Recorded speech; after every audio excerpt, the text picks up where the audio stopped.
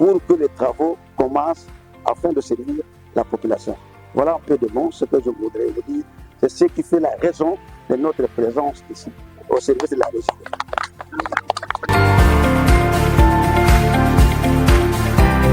Au nom de notre directeur régional, M. Kabe Yangandou, au nom aussi de notre directeur, le chef de centre Lubert, nous saluons cet acte que vous venez de poser. C'est pour notre centre la toute première fois de voir un fils du coin faire ces gestes, faire cet acte. C'est vraiment salué. Ça sera une bénédiction, non seulement pour la régie des eaux, mais ça sera une bénédiction pour toute la population.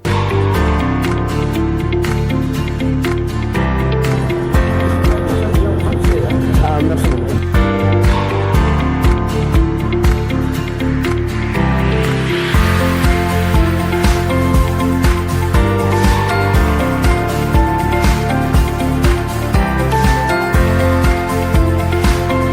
C'est-à-dire que Nkandu maintenant aura de l'eau presque dans les quartiers, presque dans tous les quartiers. Puisque les petits tuyaux qu'on a toujours utilisés en Nkandu, sont, comme je viens de le dire, sont des petits tuyaux. Même maintenant avec l'honorable Yobila, vous voyez vous-même là-bas, les tuyaux qu'on vient d'acheter, ça va permettre à la population de Nkandu de prendre de l'eau dans des quartiers, même dans des maisons. Voilà. Je suis très content de ce projet vraiment. Massama diamanté ma population.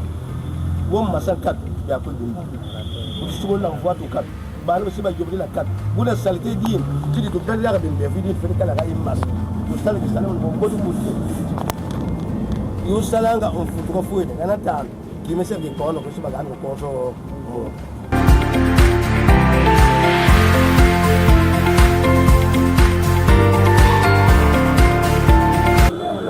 Mfuto di matondo mafwana kutata honorable Thomas Yobila, mon initiative du projet Katunati Nilo c'est la vie pour agglomération d'Inkan.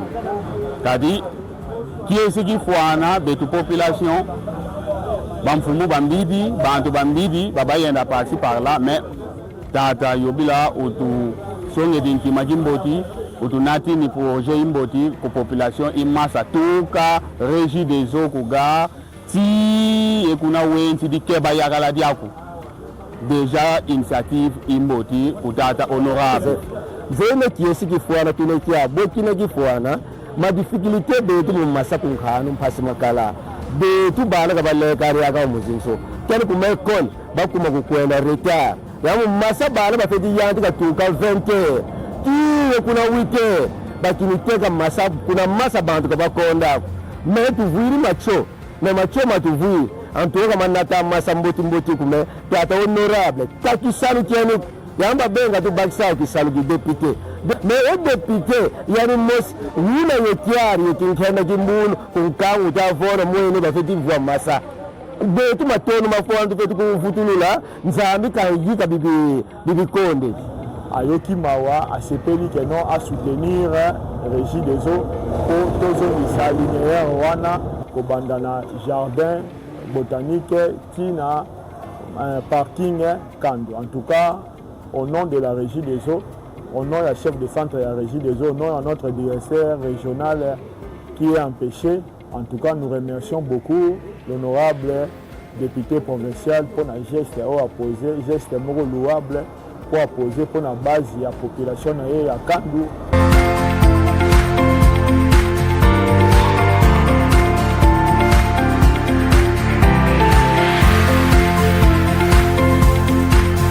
Menuya munu tata madimba lufwa zaraki ngina mfumu nanga zikongo nangina bile kubilu yalo mwana mbata zikongo mbata bateko mbata basuma nteko lontini msakana vunda nteko lomfutula na we munu ngira munu tumulu chef d'agglomération tata Mengi Joseph nzene ndo meru kubenu bansao kalunga lulungila ngonda de tutwisidi muku demare kisalu tulomeru kubenu talaba mpansi basala kisalo honorable Yobila kadukiri kuna matari wisi mumpasi zimbuni mwene bampanga bene masa yeni masaki bache musaba tsia masa mu jamudinkango talaba betu lombedi babasala kisalo bika benu bakulu bansawa kalungo nubayikama kakisumulako nubagana ngone kikesa basala kisalu kitona mpati yenganga atala kilubogeri mpambako luzibu la nzila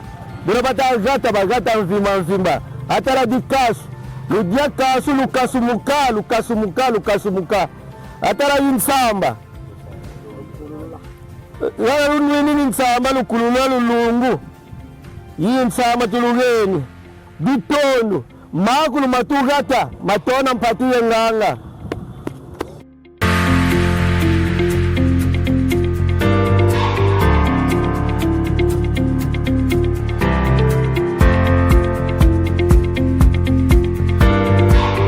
bazazi buntangi furi yandi gisaluki masa mu matio maisumba mwani tusiri gunu imisila administrateur du territoire musana ka lancer officiellement gisaluki kifiri salama sigi yandi ka masa tuka au jardin dans le vote tuka gana istem ti ekuna keba yakala diako toujours la population est à la sauver parce que constat d'ingoludi na tuka ntama masa ba to pose un problème ko kando population tomata souffrir pour qu'il y ait une population bonne en temps où il faut aider pour ça là il s'agit que il y a un il soumet le Mathieu on va faire des avec les salauds et Mathieu et moi madame Mongago comme ça régie des eaux tout monsieur Bantou mon ça la basale ça qui salou qui on dit il y a Matok on moi aussi supporter Matok moi madame ça qui salou qui est pour la chou on dit salou qui même mon nom qui va au bout et la population est en train badat ko sa masa ko badat ko sa masa nous avons masa ba ko sambo ka ba destructurer la masa mbase régie nous avons aussi dans le facture masa ta ba yobele tuge ma daga ba fikiran bo masa ki salkian compagnie di let mon ma tiongé de compagnie di leta bo to du futila masa met tu fais du fula mo futila masa o masa ba ko tra le pau mo la tsuango bon toi si la régie des autres on l'homme là pako pour le monde la tali conscience pour ça là da futan pako d'ailleurs quand diamondin pas que diamond tout mais c'est déjà quand je suis dans bonne maman da quoi ma bidon la nagana ma forage quand tu vas bagama ça kiano da so mama et bois bon là comme ma propre ma côté mon asinzo c'est ba yati comme ça là on se monte foot bon je le foot là tout ganta donc diamondin pas donc ça pas ma kala mais tu dis ça Mathieu ma c'est ma dota Mathieu ba bazar c'est ma dota que mon anti wo Mathieu mo bato mozika ko bazali ba faire ça au moins mvula kama 500 ans mo sana di radio de Kalagbe mo nanti ka beleli fo bunga nzabi be tu baba lana tanu be bien se ba kutana ka Mathieu mo mais de tout monde sur la bia ou mo sana Mathieu mo ka makala déranger.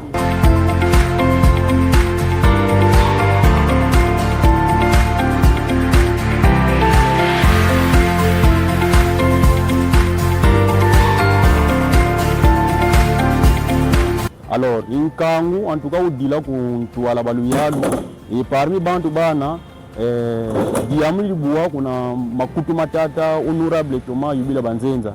Yanou Bakalou Nakinde, qui a fait trouver solution par rapport à la situation qui a solution par rapport à ma souffrance, un Kaung Kando, Katamon. Alors, qui est-ce qu'il faut dans le sens que ka bantu ye bantu bafite sala no action employé na ka tuksa mbomu na posidiani tuksa mbomu posidiani ka soa matio et puis ka futa manutention ka futa banda batati me puis ka se renseigner bantu barichi ka futa bi bafite futa ka monte moto alors mutu we fiti bula moku mukusa tu encourager musa makasadi lelu kama sukuna ka mo niveau yo ko musa mena ko twala. Nous ne cesserons jamais au nom de la régie des eaux, au nom de notre directeur régional empêché, au nom de notre chef de centre Libert Balben empêché, nous ne cesserons jamais de remercier l'honorable Yobila pour la geste loyaux à Zosala. C'est-à-dire, premièrement, nous avons remis un lot, il y a 250 conduites, pour la Liboso Tobanda qui déjà, on avait déjà lancé le go pour Tobanda pour remettre linéaire en boutant d'outils, Nakandu. Et aujourd'hui, à sa Liboso sous surprise, à même Liboso sous l'eau, il y a 250 conduites. Moni ba délégué, ba député, ba galaka ibele, mais au ya boina ndenge ba kinois, to ba Congo central, ba lo ba na langage moko vulgaire nan to monate. Azola la te na souci ya population na ye, ya souci ya bandeko na ye ya kandu. aye koyela biso susu lo ya deuxième il y a 250 conduites na souci que non quand nyonso ata maman to abonné na biso oyo azalaki susu na mai te azanga susu mai te yango tozojetele bafleur baide ya boye bainitiative ya boye eza vraiment ya koencourage.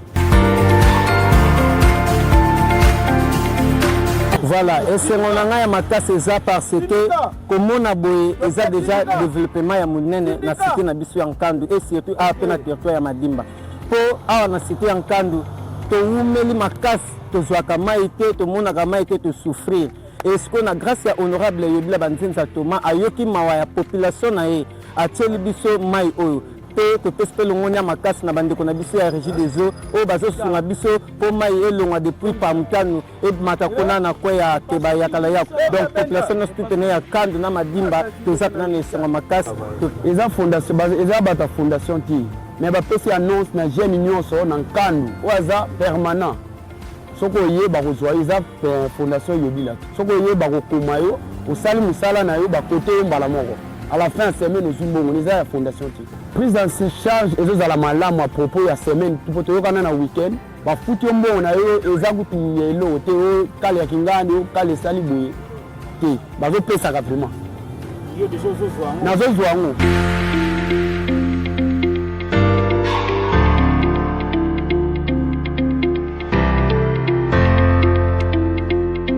En tout cas, tata député honorable, tu jangaleri kibeni makulu matatu sadi la kadi, betu ba mama tu kuma jabuka batata ke kuma kimas, tu kuma 3h, 0h, 1h, tu fete kuenda kuna source. Kuma utu sadi kibeni tu jangaleri kibeni kari tu tamona kisali kibeni kita diata kibeni buna. Kariba ndiri besi tu kosa apari nge kibeni tu mueni felicitation ngatu le kosa kana diaka ku tata kisalu kenda kibeni kontuala, bona kijanti kire buna diaka buko fete kuendila. E bampang bageni mkigeni charge dedeni batasala kibeni mona kirika kibeni kisalu kita diata kibeni donc tu jangaleri kibeni au moins tu tamona déjà de salut ta salama Mathieu bon tu bona botela tata honorable Yobila modam dikuyuru gresa wongila kisi salama propagande ko biya kumbisa ko diname di tamona di tutawongila alors tata honorable Yobila Banzenza mukitesa kiani tutamona ba jeune bata sala kisalu en compagnie avec société régie des eaux nous pour renforcer début masa kunkandu modamu betbanka kakatu bénéficier masa ma régie des eaux pour na fidwa masa kama tatu ka couvrir même un mois katunwa masa ma régie des eaux alors tuna kiasi kifana kadi tutamona assurance dina mo masa omu maro tutemilani la mamu mankaka kadi pontu mundu timakasosanga ya tena development nomba no development de one dikumi ni kuna banana study bantu kwani balesa nwani sakaka munju una for wena bantu bankaka tasala bya mudimbo tunaba bankaka batabaga da mu mauvais sens ngati yani tazala ka kimoni kisa ketibwe maybe ditamo na wo dina mu intérêt de ba consommateur bon de ba consommateur ditamo na intérêt wo mbaro to kumini ndiana yiba dia cho c'est-à-dire musa munu yibaga kwa mtini kumini intérêt égoïste donc dilesa ndomba ku bampano batasala bontu mamu mantula yena tuvutuka tutala yankandu bukadi de kuntwala bwe yeyuni tomba no tutamana ma initiative mantula yo matasalam tubula kama mo komba ndo bagidi cho we tek kombe su gagner après donc ma pratique mantula yo na kama pratique ma mboti ku observer ma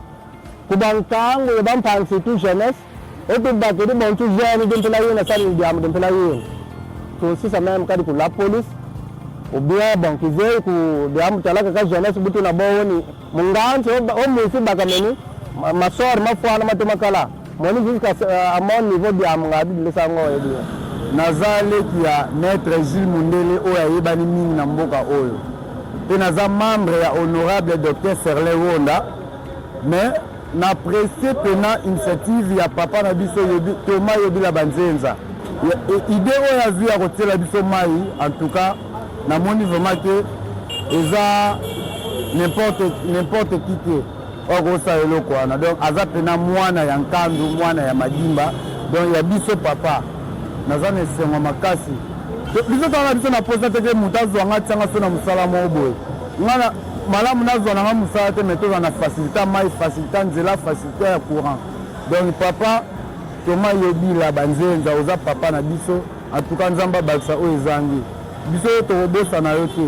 Bon, na ngala loba mpona honorable Yobila, sinon nzambe abakisa oyo ezangi mpona ebele. O toza badepute ebele. Mais tomoni papa Yobila akoti biso mai na nkandu, asepeli makasi, nasepeli mpenza makasi. Po tozalaki mai toya na nkandu oyaki na mai te. Mais papa Yobila asombi biloko ni ye moko, na mbongo na ye moko. Tala badepute oyo foto félicité badepute ya bongo. Badepute misu ayaka abata maloba kaka oyele nzo bata maloba mais ye maloba eza te mais action misala.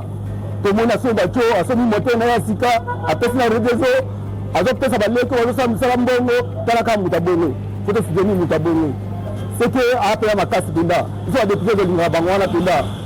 C'est quoi dès qu'elle sont à l'isolo, réalité mai na kando mo bifangonde. Bon, te na kotoka na susa mikemike de toka bana bakata bacho, te na kotoka na susa mikemike ka mai. Ah. Te la gala susa te ki mai te na ngokaka, donc ka kosomba kotinda ba moto, et te la biso mai tala ka sika nkana munene. Mais mai ezate bana ba sala prince bakata biso bacho nyoso. Mais papa Yobila asombi biso batie nyonso mai ezokende tiki yala na mbongo na ye moko.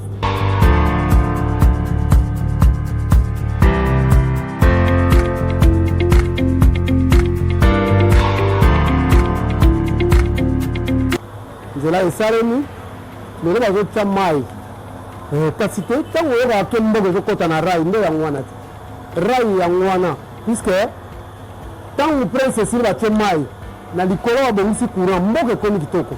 Biso toa na problème ya mai bino boyebi banda kala toa na problème ya mai na kisantu. Donc surtout biso na nkanda ezalaka matata. Est-ce que biso tozalaki bato fo toyaka baforage? Non. Puisque toa na mai ya monene. Est-ce que biso tozala bato ya baforage? Non. Po toa na mai mais volontaire alakisi, volontaire honorable alakisi po tozwa mai awa eza bien. Nzilulu ezala kaka ntango Yesu ayaka. Po Yesu ntango ayaka atikalaka kosala mabe te. Bazilaki na ye te baboma ye, bakanga ye na butu bakende ye te kofambisa ye. Mpona problème nini oyo eyebani te.